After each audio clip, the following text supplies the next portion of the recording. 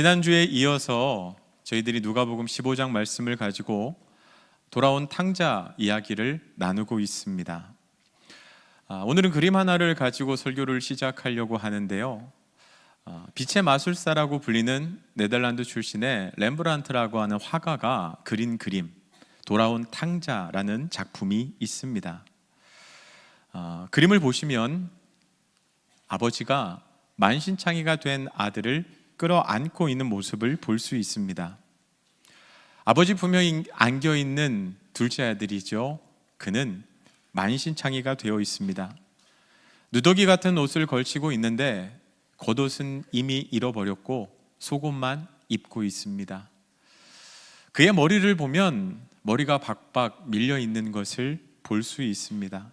그가 얼마나 힘들게 살아왔는지를 보여주고 있는데, 여러분, 이 작품 가운데에서 아들의 발을 한번 보시기를 바랍니다. 특별히 왼발은요, 신발이 벗겨져 있습니다. 그 신발이 벗겨져 발바닥이 그대로 드러나 있는데 찢겨지고 상처투성입니다. 이것은 둘째 아들이 아버지를 떠나서 얼마나 고생을 했는지 보여주고 있는 장면입니다. 아들의 상황이 얼마나 비참했는지 우리는 얼핏 그림을 봐서도 알 수 있는데 어울리지 않은 장면 하나를 보게 됩니다. 그것은 허리춤에 차고 있는 작은 칼, 단검입니다. 그냥 봐도 꽤 값어치가 나가 보이는데, 그렇게 힘들었으면 저걸 팔아서 식사 몇 끼라도 해결할 수 있었을 텐데 아들은 이 칼을 포기하지 않고 끝까지 차고 있는 것을 보게 됩니다. 학자들은 이것이 호신용 칼이나 상대방을 찌르기 위해서 차고 다니는 것이 아니라 자기의 신분을 상징하는 칼이라고 이야기를 해요. 자기가 누구인지, 자기가 아버지의 아들이라는 것을 끝까지 잊지 않기 위해서 그 힘든 상황에서도 절대로 포기하지 않고 지니고 있었던 이 칼요, 마지막까지 놓지 않았던 이 칼은 자기가 아버지의 아들이라고 하는 정체성을 나타내 주는 것이라고 합니다. 헬렌 아우엔이라고 하는 영성학자는 이 그림을 보면서 특별히 이 검을 가지고 이렇게 이야기합니다. 그가 그 검을, 자기가 아버지의 아들이라는 정체성을 끝까지 포기하지 않았기 때문에 아버지의 품으로 돌아올 수 있었던 것이다 라고 이야기를 해요. 이제 그를 안고 있는 아버지의 모습을 보면요, 그림이 멀어서 잘 안 보일 수도 있는데 아버지는 지금 아무 표정 없이 눈을 감고 있습니다. 그런데 그 눈을 보면 아버지의 눈이 다 짓물려 있는 것을 알 수 있어요. 작은 아들이 떠난 후에 매일 눈물로 밤을 지새웠기 때문에 아버지의 눈은 짓물러 거의 실명 상태에 이르러 있습니다. 아버지가 아들의 등에 두 손을 얹고 있는 것을 볼 수 있는데요, 렘브란트는 이 두 손을 다르게 묘사했습니다. 한 손은 강인한 아버지 남성의 손으로 그렸고요, 또 오른손은 가녀린 여성의 손으로 묘사했습니다. 이건 부드럽고 온화한 어머니의 사랑과 무뚝뚝하지만 강인하고 은근한 아버지의 사랑을 동시에 보여주고 싶었던 작가의 의도가 들어가 있습니다. 자, 그런데 이 그림을 보면요, 오른편에 묘한 긴장 관계를 형성하며 서 있는 그 모든 모습을 지켜보고 있는 한 사람이 등장해요. 이 사진을 나중에 자세히 보면 알겠지만 그 얼굴이 아버지와 많이 닮아 있습니다. 뿐만 아니라 아버지가 덮고 있는 이 망토, 붉은 망토를 이 사람도 동일하게 두르고 있는 것을 보아서 그는 아버지의 아들, 큰 아들입니다. 그러나 그는 얼굴 표정을 보면요, 많이 불편해 보입니다. 아니, 많이 화가 나 있다고 보는 것이 맞을 것 같습니다. 그렇다면 이 큰 아들은 왜 화가 나 있을까요? 그게 오늘 우리가 읽었던 본문 누가복음 15장 25절부터 28절 말씀에 나옵니다. 제가 읽겠습니다. 맏아들은 밭에 있다가 돌아와 집에 가까이 왔을 때 풍악과 춤추는 소리를 듣고 한 종을 불러 이 무슨 일인가 물은데 대답하되 당신의 동생이 돌아왔음에 당신의 아버지가 건강한 그를 다시 맞아들이게 됨으로 인하여 살진 송아지를 잡았나이다 하니 그가 노하여 들어가고자 하지 아니하거늘 아버지가 나와서 권한대. 여러분, 큰 아들이 왜 화가 났습니까? 그는 어느 때와 마찬가지로 들의 일을 하러 나갔습니다. 열심히 땀을 흘리고 수고한 후에 이제 집으로 돌아오려고 하는데 저 멀리에서 이상한 소리가 나는 거예요. 풍악 소리가 나고 잔치 소리가 나는 것을 보고 이상하게 생각합니다. 분명히 우리 집에서 나는 소리인데, 아니 왜 잔치 소리가 나는 거지? 도대체 무슨 일이 있는 거지? 그래서 종에게 알아보게 합니다. 도대체 무슨 일인가? 그랬더니 종이 이야기하죠. 집을 나갔던 당신의 동생이 돌아왔습니다. 건강하게 돌아온 것을 보고 아버지가 너무 기뻐서 송아지를 잡아서 잔치를 여신 겁니다 라고 그렇게 이야기를 합니다. 근데 이 사실이 큰 아들에게는 화가 난 이유였고 그가 분노한 원인이었다는 것이죠. 여러분, 그 큰 아들은 무엇 때문에 그렇게 화가 난 걸까요? 그 마음 가운데 억울함이 있었기 때문입니다. 나는 여러 해 동안 아버지 옆을 떠난 적 없고 그 옆에서 열심히 일했습니다. 성실하게 일했습니다. 나는 아버지의 명을 한 번도 어긴 적도 없습니다. 그러나 나와 내 친구들을 위해서는 염소 새끼 한 마리 잡아준 적이 없으면서 저 동생을 위해서는, 아니 아버지에게 유산을 달라 해서 그 유산을 다 탕진해 버리고 비참한 모습으로 돌아온 저 형편없는 자격 없는 동생을 위해서는 살진 송아지를 잡아서 잔치를 벌여주신다니요. 그게 너무나도 서운한 겁니다. 이럴 수는 없다는 거죠. 왜 아버지 차별하시느냐는 거예요. 왜 저에게 이렇게 인색하시느냐는 겁니다. 그렇게 아버지를 원망하고 있는 큰 아들의 모습을 우리는 본문에서 만나게 됩니다. 근데 여러분, 기억할 것이 있습니다. 우리가 누군가를 원망하고 있다는 것은 내가 영적으로 바닥을 치고 있는 것이라는 것을 기억해야 합니다.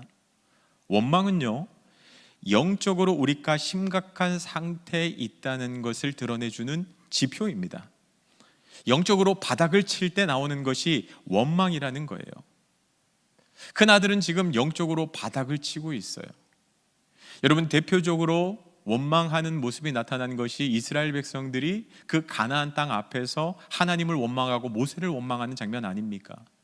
애굽에 매장지가 없어서 우리를 이곳으로 와서 죽게 하느냐? 아니, 가나안 땅은 그 거민들은 강하고 그 성은 견고한데 우리는 그들에 비하면 메뚜기에 지나지 않는데 왜 우리를 이곳으로 인도했냐? 하나님을 원망합니다. 하나님께서 그들에게 어떻게 하세요? 원망하는 이스라엘 백성들을 결국 가나안 땅에 들어가지 못하고 다 죽게 되고 맙니다. 여러분, 왜 원망이 무섭고 문제가 되는지 아십니까? 우리가 원망하다 보면 하나님을 온전히 바라볼 수가 없어요. 하나님의 계획이 무엇인지 우리는 그 계획을 바라볼 수가 없고 하나님을 신뢰할 수도 없어요. 여러분, 하나님께서 이스라엘 백성들을 광야로 인도하시는 것은 그들을 광야에서 다 죽게 내버려 두기 위함이 아니었습니다. 하나님이 왜 그들을 광야로 인도하셨습니까? 그들을 적과 꿀이 흐르는 가나안 땅으로 인도하기 위해서입니다. 그곳에서 하나님의 백성, 하나님의 말씀으로 살아가는 백성, 하나님이 기뻐하시는 그 구원받는 백성으로 삼기 위해서 그들을 광야로 인도하신 겁니다. 그런데 원망이 들어오는 순간 하나님의 선하신 계획, 하나님의 마음은 절대 읽을 수 없고 절대 깨닫지 못하는 것이 돼요. 하나님을 어떤 분으로요? 우리를 이곳에서 죽게 만드는 원망의 하나님으로 만들어 보게 되더라는 거죠. 여러분, 큰 아들 역시도 마찬가지였습니다. 그는 아버지를 원망합니다. 아버지가 차별한다는 거예요. 나에게 인색하다는 겁니다. 여러분, 큰 아들은 아버지의 마음을 전혀 몰라요. 아버지를 심각하게 오해하고 있어요. 동생만 사랑하고 동생에게는 관대한데 나에 대해서는 인색하신 분, 나를 사랑하지 않는 분, 나를 차별하시는 분으로 그렇게 오해하고 있더라는 거예요. 근데 여러분, 정말 아버지가 이 큰 아들에게 인색한 걸까요? 아버지는 큰 아들을 차별하고 있습니까? 제가 오늘 말씀을 계속해서 묵상하다가 누가복음 15장 12절에서 아주 흥미로운 구절을 발견했는데요, 이렇게 되어 있습니다. 그 둘째가 아버지에게 말하되 아버지여, 재산 중에서 내게 돌아올 분깃을 내게 주소서 하는지라. 아버지가 그 살림을 각각 나눠 주었더니. 유산을 요청한 것은 둘째 아들이었어요. 자기 목의 유산을 받아서 먼 나라로 떠납니다. 그런데 둘째 아들에게만 유산을 준 것이 아니라 아버지가 그 살림을 각각 나누어 주었더니 큰 아들에게도 이미 유산을 주었다는 것을 우리가 알 수 있어요. 그런데 여러분, 유대인의 관습에 의하면 장자에게는, 큰 아들에게는 다른 아들의 2배의 유산을 주게 되어 있습니다. 그러니까 큰 아들은 동생이 받은 것에 비해서 2배나 되는 유산을 이미 받았다는 거예요. 여러분, 근데 문제가 생기죠. 그 어마어마한 유산을 받아놓고 뭐라고 이야기해요? 아버지께서는 나를 위해서 염소 새끼 한 마리 주지 않으셨다, 베풀지 않으셨다, 인색하신 분, 나를 차별하시는 분이라고 이야기하고 있어요. 이 부분을 묵상하면서 왜 이런 이야기를 하게 됐을까? 왜 아버지에 대해서 이렇게 원망할까를 생각해 봤는데 아마 이랬던 것 같아요. 여러분, 지금이야 유산을 받으면 어떻게 합니까? 소유권 이전을 하죠. 재산 등기를 합니다. 그래야 마음이 놓이죠. 이게 아버지 재산이었다가 이제 소유권 이전을 하게 되면 그때부터 내 재산인 거예요. 아버지가 야, 내가 너 다 줄게, 그렇게 이야기해도 소용이 없어요. 정말 원하는 건 확실한 서류지요. 물증이잖아요. 여러분, 하지만 정말 아버지를 신뢰해요. 그래서 아버지가 야, 내가 이거 너 줄게. 근데 그 말을 철석같이 믿어요. 소유권 이전이 안 되었는데도 걱정이 없어요. 왜? 아버지가 나에게 줄 것이 분명하니까. 여러분, 큰 아들은 그 당시에 아마 소유권 이전 같은 게 없지 않았을까요? 등기 이전 같은 게 없지 않았을까요? 아버지가 야, 너는 나와 함께 있으니까 이거 다 너 거다 약속하셨을 거예요. 그런데도 불구하고 아버지를 믿을 수가 없는 거죠. 아버지를 신뢰할 수가 없는 거예요. 그래서 다 받았는데도 불구하고 나는 하나도 갖지 못했다라고 생각하고 있는 거죠. 내가 아버지를 어떻게 믿어요? 여러분, 아버지의 마음은 그게 아니었어요. 아버지는 이미 다 주었어요. 여러분, 그 헬라어 성경을 보면요, 이 아버지가 재산을 주었다라고 하는 이 재산이라는 단어가 생명이라는 단어로도 번역이 되더라고요. 그게 무엇을 의미합니까? 아버지는 자신의 생명을 아들에게 이미 다 주었다는 얘기예요. 자신의 소유를 다 주었는데 그것을 아들은 받았는데도 불구하고 하나도 누리지를 못하는 거예요. 왜? 아버지를 신뢰하지 못하니까요. 여러분, 우리가 신앙생활 하면서도 이와 비슷한 일을 겪어요. 여러분, 요한복음 3장 16절에서 뭐라고 이야기하십니까? 하나님이 세상을 이처럼 사랑하사 독생자를 주셨으니, 우리를 살리기 위해서 독생자를 주셨어요. 그런데 그 구원을 모두가 누릴 수 있는 게 아니에요. 누구만 누릴 수 있습니까? 이는 그를 믿는 자마다 멸망하지 않고 영생을 얻게 하려 하심이라. 여러분, 아무리 좋은 것을 주셨어도 내가 그것을 믿음으로 받지 않으면 내 것이 되지 못한다는 거예요. 하나님께서 불뱀에 물린 이스라엘 백성들을 구원하기 위해서 그 놋뱀을 만들어 높이 세우십니다. 그리고 그것을 바라보는 자는 살리라 말씀하시지만 그것을 바라봐야만 살 수 있는 것이지, 아니 저 놋뱀 쳐다본다고 무슨 병이 낫겠어? 의심하고 하나님을 신뢰하지 않으면, 그래서 쳐다보지 않으면 그 치유가, 그 나음이 경험될 수 없다는 거예요. 여러분, 큰 아들이 했던 그 실수가 바로 이거예요. 아버지가 모든 것을 주었는데도 불구하고 그게 내 거라고 믿지를 못하는 것. 그러다 보니까 아버지를 오해하게 되고 아버지를 원망하게 되고 아버지에 대해서 나를 차별하는 분, 동생만 좋아하는 분, 아버지는 나를 사랑하지 않아 라고 그렇게 이야기하고 있더라는 거예요. 여러분, 그런데 그렇게 아버지를 원망하는 큰 아들에게 아버지가 했던 말이 무엇이에요? 31절 32절 말씀을 한번 보세요. 같이 읽겠습니다. 아버지가 이르되 너는 항상 나와 함께 있으니 내 것이 다 내 것이로되 이 내 동생은 죽었다가 살아났으며 내가 잃었다가 얻었기로 우리가 즐거워하고 기뻐하는 것이 마땅하다 아니라. 아멘. 여러분, 이미 내 것이 내 것이 아니냐, 다 주었다는 거예요. 야, 이 모든 것이 다 네 거야. 근데 네 동생 돌아왔는데, 죽은 줄 알았는데 다시 살아왔어. 잃은 줄 알았는데 다시 찾았어. 그래서 내가 송아지 잡아서 그 잔치 좀 버린 것, 그것 때문에 속상해서 그 즐거움을 누리지 못하는 게 너 말이 되니? 이게 바로 아버지의 마음이에요. 내가 널 덜 사랑하는 거 아니야. 나는 너에게 모든 것을 줄 만큼 사랑해. 비교할 필요 없어. 속상할 필요 없어. 근데 혹시 우리의 모습이 큰 아들과 같지는 않습니까? 하나님, 저한테 그러시면 안 돼요. 저는 모태신앙이고요, 어릴 때부터 주일 성수는 빼먹은 적이 없어요. 헌금 생활도 잘했고 봉사와 헌신, 저에게 주어진 일들은 다 감당해냈습니다. 아니 근데 왜 저한테 이러십니까? 왜 저한테 이렇게 힘든 일이 일어나야 합니까? 아니 예수 믿은 지 얼마 안 되는 사람은 저렇게 복받고 저렇게 잘 되는 것 같은데 왜 내 인생에 이렇게 어려움이 찾아옵니까? 왜 내가 경제적으로 어려움을 겪어야 하고 건강에 갑작스럽게 문제가 생기고 내 주변 사람들 때문에 내가 왜 이렇게 힘든 시간을 보내야 합니까? 내가 하나님 위해서 그렇게 헌신했는데, 아버지 곁을 떠난 적이 없고 그렇게 성실하게 일하고 내가 아버지 명을 한 번도 어긴 적이 없는데 왜 저한테 이러십니까? 이건 불공평한 겁니다. 하나님 틀린 겁니다. 동생은 저렇게 환대해 주시면서 제 삶에는 왜 축복 하나 해주지 않습니까? 염소 한 마리 잡아주지 않으십니까? 그렇게 하나님을 원망하는 우리의 모습이 있더라는 거예요. 그러나 여러분 기억하십시오. 아버지의 사랑은 절대로 차별된 적이 한 번도 없으세요. 하나님께서는 큰 아들에게 이렇게 이야기하시죠. 내 것이 다 네 것인데 내가 다 너한테 이미 주었어. 너 그거 원망할 필요 없어. 내 마음을 알아줬으면 좋겠다. 여러분, 누가복음 15장에 돌아온 탕자 사건을요, 우리는 집을 떠난 둘째 아들로만 생각하고 있어요. 둘째 아들 탕자 맞죠? 잃어버린 아들 맞죠?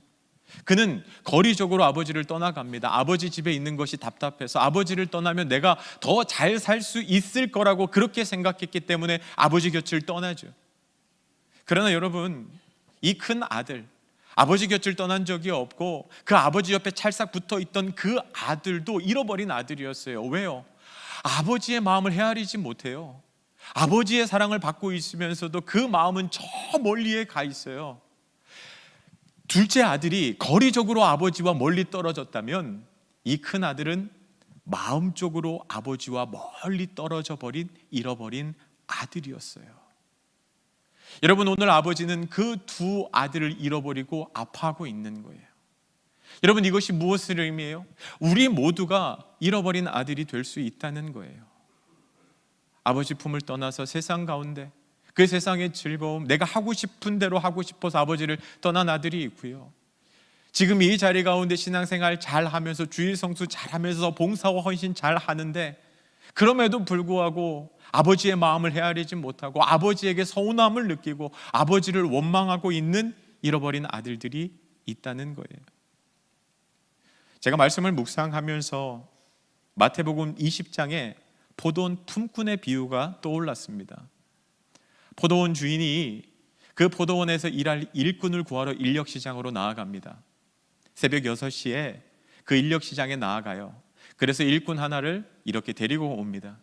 그리고 오늘 열심히 일하면 내가 한 데나리온을 주겠다고 약속을 하죠. 그런데 포도원 주인은 새벽 6시에 나갔다가 9시에 또 가서 일꾼 한 명을 데리고 옵니다. 정오 12시에도 가고요, 오후 3시에도 나아갑니다. 그리고 이해할 수 없는 것은 오후 5시가 되었는데도 이제 일할 시간이 1시간밖에 안 남았는데 또 인력시장에 가서 일꾼을 데려와요. 그리고 이제 오후 6시가 되어서 모든 일이 끝났을 때 일꾼들을 불러서 품삯을 나눠주기 시작합니다. 제일 먼저 오후 5시에 와서 1시간 일한 일꾼에게 한 데나리온을 줍니다. 그 모습을 보고 모두들 기대에 부풀었습니다. 아니, 저 사람은 오후 5시에 와서 1시간밖에 일하지 않았는데 한 데나리온을 받았네? 야, 나는 새벽 6시에 왔으니까 도대체 저 사람보다 몇 배의 일을 한 거야? 야, 오늘 수지 맞았다. 그런데 일꾼은요, 주인은요, 오후 3시, 그리고 12시, 9시, 심지어는 새벽 6시부터 일한 사람에게 모두 한 데나리온밖에 주지 않더라는 거예요. 여러분, 그 한 데나리온을 받은 일꾼이 불평을 합니다. 원망을 합니다. 이건 잘못되었다는 거예요. 이건 차별이라는 거예요. 이럴 수는 없다는 거예요. 그러면서 이게 맞냐라고 따졌을 때 주인이 어떻게 이야기하느냐? 마태복음 20장 13절부터 14절에서 주인이 이렇게 이야기합니다. 주인이 그 중에 한 사람에게 대답하여 이르되 내가 너와 한 데나리온의 약속을 하지 아니하였느냐? 내 것이나 가지고 가라. 나중 온 이 사람에게 너와 같이 주는 것이 내 뜻이니라. 아니, 이게 무슨 문제가 되니? 내가 약속한 한 데나리온을 너에게 줬으면 되는 거지. 왜 다른 사람에게, 오후 5시에 온 사람에게 한 데나리온 줬다고 네가 불평하는 거냐라고 이야기를 해요. 근데 여러분, 새벽 6시에 온 사람이 오후 5시에 와서 1시간 일하고 한 데나리온 받은 사람을 원망하는 이유가 있습니다. 그 사람을 나와 상관없는 남이라고 생각했기 때문에 그래요. 여러분, 한번 생각해 보십시오. 만일 오후 5시에 그 부름을 받은 사람이 내 아버지라면요. 아버지는 왜 오후 5시까지 그 자리를 떠나지 못하고 그 인력 시장에서 기다려야 했을까요? 아마 새벽부터 나가서 자기를 불러주길 기다렸을 거예요. 그런데 아무도 자기를 선택하지 않아요.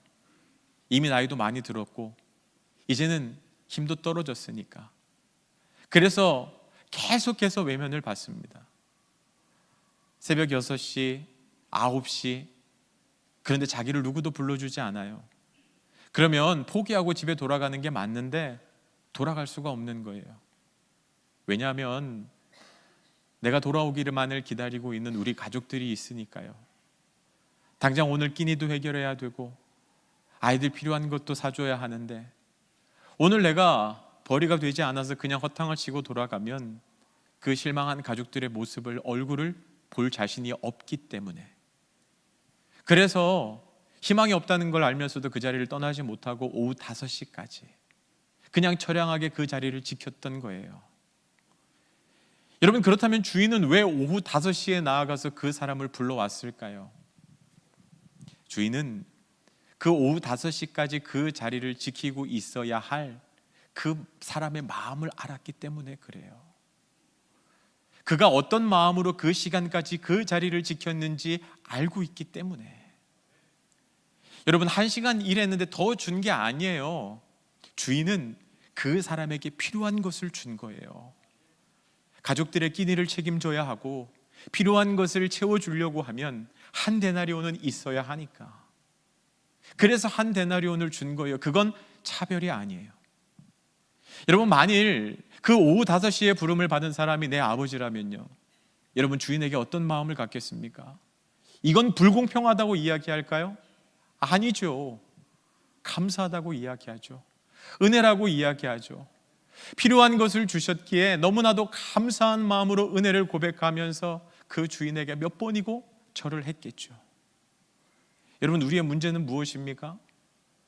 오후 5시에 구원받은 그 사람, 부름받은 그 사람이 나와 상관없다고 생각하고 늘 나는 새벽 6시에 부름받은 사람 아니면 아침 9시에 부름받은 사람이라고 생각하니까, 나는 그래도 신앙생활한 지 오래됐는데, 나는 많이 헌신했는데, 나 하나님 앞에 아버지 곁을 떠난 적이 없고 한 번도 명을 어긴 적이 없는데 내가 왜 저 둘째 아들과 똑같은 대우를 받아야 하냐고 하나님 앞에 불평하고 원망하고 있는 거예요. 무엇이 없어서 그렇습니까? 무엇을 잃어버렸기 때문에 그래요? 하나님 아버지의 마음을 잃어버렸기 때문에 그래요. 그리고요, 동생을 향한 사랑을 잃어버렸기 때문에 그래요. 내 의로움, 내 공로, 인정받고 싶어 하는 마음만 있지, 내 옆에 있는 저 영혼의 긍휼함, 저 영혼을 향한 사랑, 저 영혼이 얼마나 불쌍한지, 하나님의 은혜가 필요한지는 우리는 잊고 산 거예요. 나만 구원받으면 되지, 나만 하나님 앞에 인정받으면 되지, 하나님 제가 수고하고 애쓴 것에 대해서 제대로 보상해 주시면 좋겠어요. 여러분, 내가 만일 새벽 6시에 부름을 받은 자라면요, 억울하기만 할까요? 아닐 거예요. 그 사람은 오늘 하루 행복하게 일했을 거예요. 왜냐하면 오늘 내가 부름을 받았거든요. 가족들의 끼니를 책임질 수 있거든요. 내가 돌아가서 필요한 것들 아이들 위해서 사줄 수 있거든요. 그 사람에게 부름을 받아서 일했던 하루의 시간은 비록 육체는 피곤했을지 모르지만 먼저 부름 받은 자가 누릴 수 있는 기쁨과 은혜가 가득한 하루를 살았어요. 여러분, 그렇게 먼저 부름 받아서 그 행복을 다 누렸는데 그 마지막 순간 오후 5시에 부름 받은 사람이 한 데나리온을 받았다고 해서 오늘 하루 그 행복을 다 날려버리고 하나님을 원망하고 불평하는 바보 같은 짓을 하고 있더라는 거예요. 여러분, 신앙생활은 비교가 아닙니다. 여러분, 우리는 다 자격 없는 자예요.